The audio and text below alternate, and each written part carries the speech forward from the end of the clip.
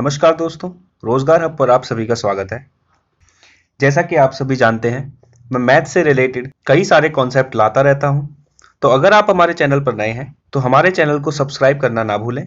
तो जैसा कि आपने ये क्वेश्चन देखा होगा, यहाँ पर हमें एक त्रिभुज दिया हुआ है ABC, जिसमें CF जो है वो एंगल बाइसेक्टर है एंगल C का, और एंगल B, ये जो एंगल है ये हमें 80 डिग्री दिया हुआ है, और हमें एंगल CFE की वैल्यू बतानी है। CFE ये वाला एंगल जो है, हमें इसकी वैल्यू बतानी है।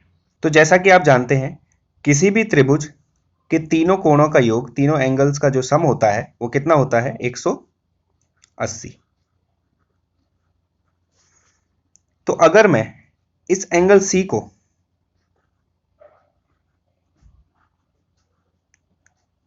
जीरो एज्यूम करता हूं, तो angle A plus angle B plus angle C, यहां पर आपको पता है कितना है? 180। C की वैल्यू 0 है, तो angle A plus angle B कितना बचा? यहां पर 180।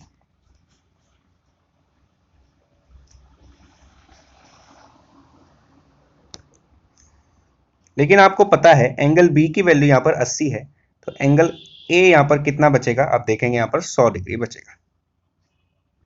यहां पर C को तो मैंने 0 एज्यूम कर लिया था। अब आप देखेंगे त्रिभुज ADE में, ये जो त्रिभुज है ADE, इसमें AD और AE आपस में बराबर है, जैसा कि क्वेश्चन में दिया हुआ है। तो आपको पता होगा किसी भी त्रिभुज में जो भुजाएं समान होती हैं उसके सामने वाला कोण भी बराबर बराबर होते हैं।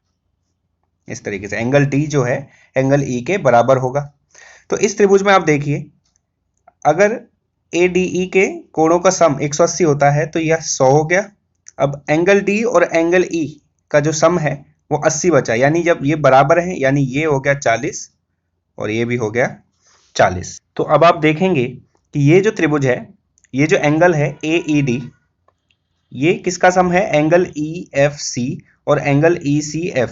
आपको पता होगा किसी भी त्रिभुज में ये वाला जो कोण होता है वो अंदर वाले जो बाकी बचे हुए कोण होते हैं उनका सम होता है।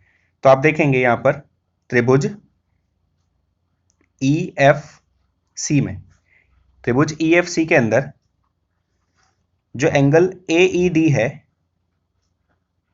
वो किसके बराबर होगा? वो होगा ECF प्लस CFE। अब हमने ECB को तो 0 मान लिया था, जब ये पूरा ही 0 है तो ECF भी 0 ही हुआ। जब ECF 0 है तो एंगल AED किसके बराबर हुआ? एंगल CFE के, यानी CFE किसके बराबर हुआ? एंगल AED, और एंगल AED की वैल्यू हमारे पास कितनी है? 40। तो CFE की वैल्यू कितनी आ गई हमारे पास? 40। तो आप किसी भी प्रकार के क्वेश्चन को वैल्यू पुट करके भी कर सकते हैं, लेकिन ध्यान रखिए कि जो ट्राइंगल के एंगल्स का जो सम है वो हमेशा 180 ही होना चाहिए, तभी आप उस क्वेश्चन को कर पाएंगे। अगर आपको ये वीडियो अच्छा लगा हो तो वीडियो को लाइक कीजिए, अपने दोस्तों के साथ शेयर कीजिए, और इसी तरह की वीडियोस पाने के लिए हमारे चैनल को सब्सक्राइब करना ना भूलें। धन्यवाद।